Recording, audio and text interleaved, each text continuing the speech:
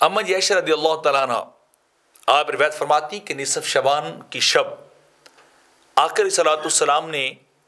ارشاد فرمایا کہ اے عائشہ، جب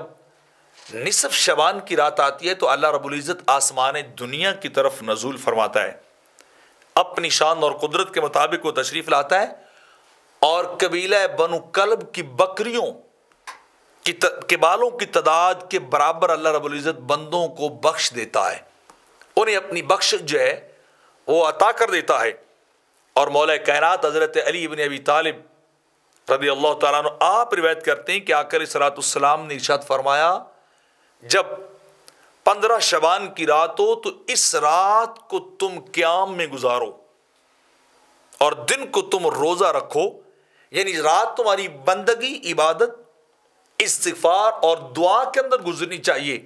اور جب 15 شعبان کا دن ہو تو وہ دن تمہارا روزے کی حالت میں گزرنا چاہیے، کیونکہ رب کائنات اس رات کے اندر، شب برات کے اندر، اللہ رب العزت غروب آفتاب کے وقت آسمان دنیا کی طرف نزول فرماتا ہے، آسمان دنیا پہ تشریف لاتا ہے اور پھر اعلان کرتا ہے رب کائنات کے، سنو،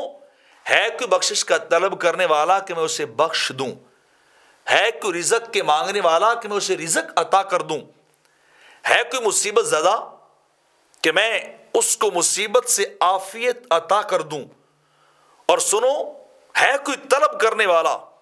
یہاں تک کہ میرے آقا فرماتے ہیں کہ فجر طلوع ہو جاتی ہے تب جا کے یہ آواز اور یہ اعلان ختم ہوتا ہے۔